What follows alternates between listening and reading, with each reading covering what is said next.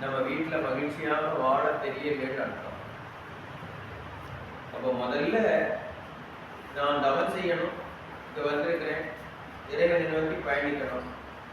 யார் அனுமதிக்கணும்னு கேட்டால் வீடு தான் அனுமதிக்கணும். வீடு அனுமதிக்காம எனக்கு தவம் செய்ய முடியாது. இல்லைன்னா நீங்க தவத்துல கண்ணை மூடணும்னு வீட்டுல நடந்த நிகழ்வுகள் தான் என்ன செய்யும், ஓடி ஓடி வரோம். கடைசி நம்ம எழுதி போக முடியாது, தவத்துக்குள்ள போக முடியாது. அப்போ ஒருத்தர் தவம் செய்யணும்னா முதல்ல எதை சரி செய்தாகணும்னா வீட்டை தான். வீட்டை எப்படி சரி செஞ்சுக்கிறது? ஒன்றும் பெரிய விஷயம்னு கிடையாதுன்னு சொல்றாங்க மகரிஷி. ஒருத்தருக்கு ஒருத்தர் கொஞ்சம் அட்ஜஸ்ட்மெண்ட், விட்டு கொடுக்கறதுன்னு சொல்றாரு. உடனே எல்லாரும் கேட்கிறாங்க, எவ்வளவுதான் விட்டு கொடுக்கறது? சாமின்னு சொல்றாங்க, எவ்வளவு விட்டு கொடுத்தாலும் பரவாயில்லைன்னு சொல்றாங்க. இதுல என்ன இருக்கு, யாரும் விட்டு கொடுக்கணும்? இப்ப உள்ள குடும்பங்கள்ல எல்லாம் என்ன நடக்குதுன்னு பாத்தீங்கன்னா, ஈகோ கிளாஸ். நீ பெரியவனா, நான் பெரியவனா, ஆணும் பொண்ணு என்ன நடக்குது? கடைசியில 2 பேரும் அடிச்சுட்டு பிரிஞ்சு போயிடுறாங்க. தானே நடக்கிற விஷயம். இப்ப யார் பெரியவங்கிறது முக்கியம் இல்லை. சுகிசி ஒரு முறை பேசும்போது சொல்வார், ஒரு பெண்ணை ஒரு ஆண் ஜெயிக்க நினைச்சா அது ஒரு பிடாரி ஜெயிச்சதுக்கு சமம் பாரு. ஒரு ஆண் ஒரு பெண்ணு அல்லது ஒரு பெண் ஒரு ஆணை ஜெயிக்க நினைச்சா ஒரு பேய் ஜெயிச்சதுக்கு சமம்னு சொல்லுவார். 2 பேரும் மாறி மாறி என்ன நினைக்கிறாங்க, ஜெயிக்கணும்னு நினைக்கிறாங்க. 2 பேரும் ஜெயிக்க நினைச்சா வாழ்க்கை தோத்து போகும். 2 பேரும் ஜெயிக்க நினைச்சா எது தோத்து போயிடும்? வாழ்க்கை தோத்து போயிடும். அப்ப எப்ப வாழ்க்கை ஜெயிக்கணும் அவரை கேட்டா அவர் என்ன சொல்றாரு, கணவன் மனைவி கிட்ட தோற்று போகணும், மனைவி கணவன் தெரிஞ்சுக்கணும், தோற்று போகணும். 2 பேரும் தோற்று போக தயாரா இருந்தா எது ஜெயிக்குமா? வாழ்க்கை ஜெயிக்கும். இங்க யாரும் தோக்குறதுக்கு தயாரா இல்லை. அதனால வாழ்க்கை என்னவாயிடும்? நிறைய குடும்பத்துல அதான் நடந்துட்டு இருக்கு. பசங்களுடைய லைஃப்ல பெரிய ட்ராஜடி அங்கதானே. படிச்சிருக்கு, எல்லாரும் வேலை பார்க்கறாங்க. பையனை விட இப்ப பொம்பளை பிள்ளைங்க அதிகம் நிச்சயிக்குது, சம்பாதிக்குது. சம்பாதிக்கிற அந்த பணத்தை கொண்டு நல்லா வாழ்வதற்கு பதிலாக அவங்களுடைய திமிர வெளியே காட்டினா வாழ்க்கை என்ன செய்து போயிடும்? அழிஞ்சு போயிடும். அல்லது பையன் நிறைய சம்பாதிக்கிறான், அது கொஞ்சம் கம்மியா சம்பாதிக்கிறா, உடனே இவனுடைய திமிர அவள்கிட்ட காட்டினாலும் வாழ்க்கை என்ன செய்து போயிடும். முந்தைய காலத்துல லேடிஸ்க்கு எல்லாம் எதுவுமே தெரியாது. இல்ல தெரிஞ்சிருந்தா கூட வீட்டுல என்ன சொல்லி அனுப்புவாங்க, கல்லானாலும் புல்லானாலும் இல்லையா, நட தாண்டிட கூடாது, என் வீட்டுக்கு வந்துடாதுன்னு சொல்லுவாங்க. இப்ப ராத்திரி 12 மணி வரை டைரக்ஷனே அம்மா தான். இதுல பிள்ளைகளை வாழ விடாம கெடுக்கிறதுக்கு 99% யார் காரணம் இருக்காங்கன்னா அம்மாக்கள் தான். அவங்க தான் அந்த போன்லயே இருக்காங்க, இவங்க தான் டைரக்டர்ஸ். முதல்ல கல்யாணம் ஆனவொன்னு அம்மா போன உடைச்சிடணும்.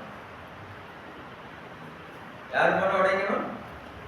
அம்மாவுக்கும் பிள்ளைக்கும் உள்ள அந்த போனை உடைச்சிட்டீங்கன்னா குடும்பம் நல்லா இருக்கும். இங்க நிறைய பேரு அந்த போன்ல என்ன பேசுறாங்க பாருங்க, அப்படியா சொன்னாங்க, அதையா சொன்னாங்க, இப்படிதான் கேட்கிறாங்க. அப்படி கேட்டாலே அந்த பிள்ளைக்கு என்ன வந்துடும், ஏறிடும். முதல்ல அதெல்லாம் இல்ல, வீடுன்னா அப்படிதான் இருக்கும்.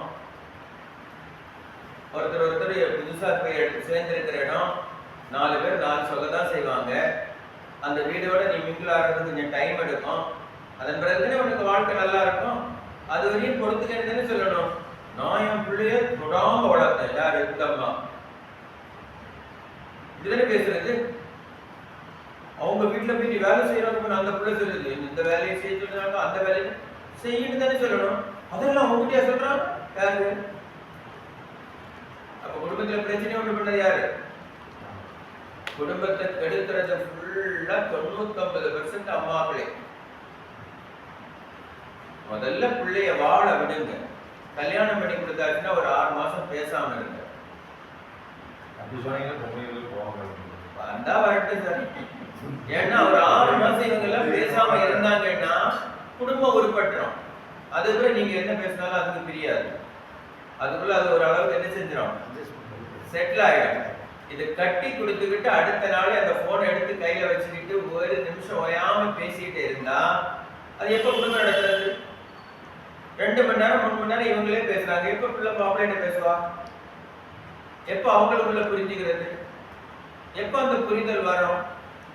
அப்ப முதல்ல இங்க யாருடைய பிரச்சனை? இப்ப குடும்ப அமைதியை கெடுத்ததுக்கு நிறைய காரணம் அம்மாக்கள் தான். அப்பாக்கள் பேசவே மாட்டாங்க. அப்படியாம்மா ஆமாவா வச்சுது, அதுக்கு மேல ஒரு வார்த்தை கூட இருக்காது. அதானே நடக்கிற விஷயம்.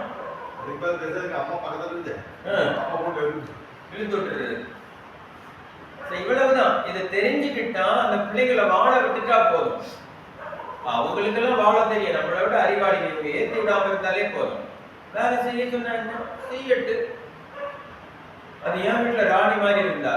நான் என்ன கேட்கிறேன், எல்லா அம்மாக்களுக்கு ஒரு குழப்பம் என்ன பாருங்க, தன்னுடைய மகா மட்டும் போற வீட்டுல மகாராணியா இருக்கணும், ஆனா தான் வீட்டுக்கு வந்தவா மட்டும் வேலைக்காரியா இருக்கணும்.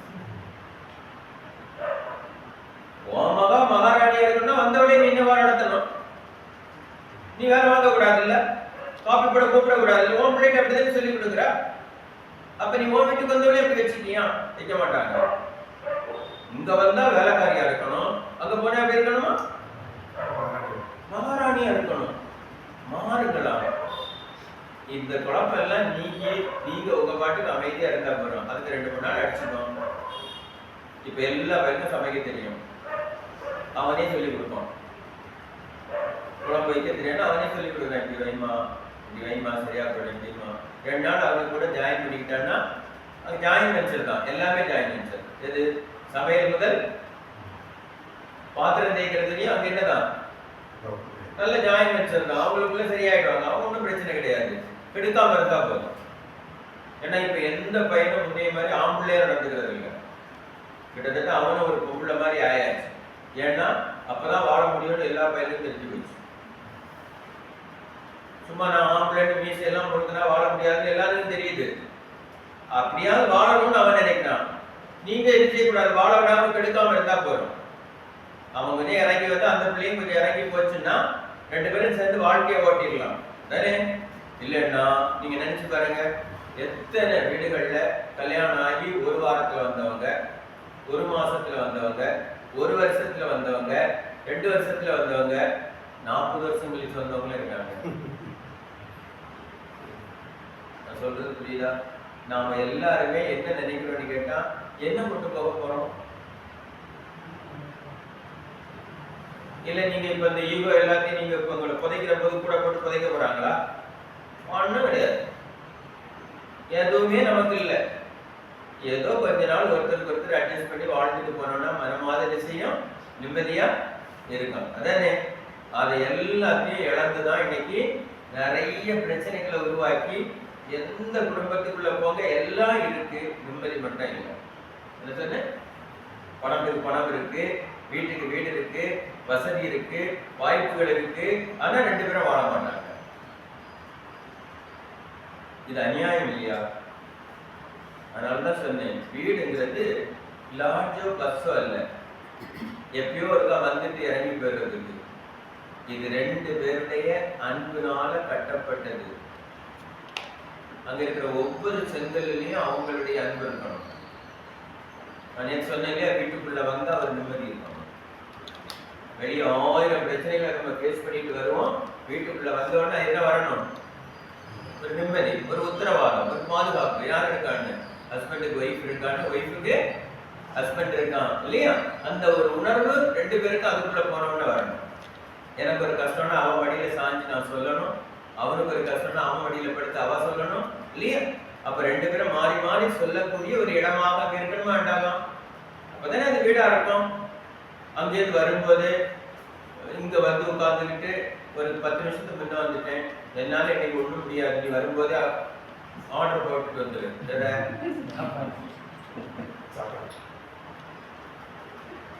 ஏமா சீக்கிரம் தான் வந்துட்டே சமயம், எனக்கு இடுப்பெல்லாம் வலிக்குது, கையெல்லாம் வலிக்குது. வலி இல்லாத மனுஷன் யாரு? இல்ல யாருக்குதான் வலி இல்லை? ஆம்பளைக்கு வலி இல்லையா? அவங்களுக்கு வலி, எல்லாருக்கும் வலி இருக்கும். ஆனா வெளிப்படுத்துறதுல தான் வித்தியாசம். நீங்க நினைச்சு பாருங்க, எல்லா கணவனும் கல்யாணம் பண்ணிட்டு வந்த புதுசுல எனக்கு கொஞ்சம் கால் வலிக்குதுன்னா உடனே என்ன செய்வான், ஒரு எண்ணெய் எடுத்து காலில் போட்டு தேய்ச்சி அப்படியே செல்லும், ஒன்றும் செய்யாதுன்னு தேய்ச்சி விடுவான். டெய்லி ஒரு இடத்துல வலிக்குதுன்னா அவன் என்ன நினைப்பான், சனி சீக்காளியை கட்டிட்டு வந்துட்டோம் வாழ்க்கை. அப்ப எல்லாரும் என்ன நினைக்கிறாங்க, எல்லா லேடிஸ் கிட்ட இந்த குறை இருக்கு. என்ன, எல்லாருமே தனக்கு உடம்புல ஏதோ ஒரு சின்ன வலி வந்தோட அந்த வலியை பெருசுபடுத்தி சொல்லி அதுல அனுதாபத்துல வாழணும்னு நினைக்காங்க. அனுதாபத்துல நீண்ட காலம் என்ன செய்ய முடியாது, வாழ முடியாது. ஆரோக்கியத்தை கொண்டுதான் நீண்ட காலம் வாழ முடியும்.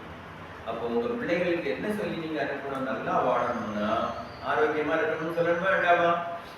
அதுதானே உண்மை. ஆரோக்கியமா இருக்கணும்னு நினைச்சு உழைக்கணும் இல்லையா, கை கால் அசையணும் இல்லையா, கை கால் அசைஞ்சு தினந்தோறும் கொஞ்சமாவது சமைக்க, வாங்க, துணி துவைக்க, அது இது எடுத்து போட, கொஞ்சம் சுறுசுறுப்பா மாடி படிக்கட்டுல 4 தடவை ஏறி இறங்கினா தானே வரும்.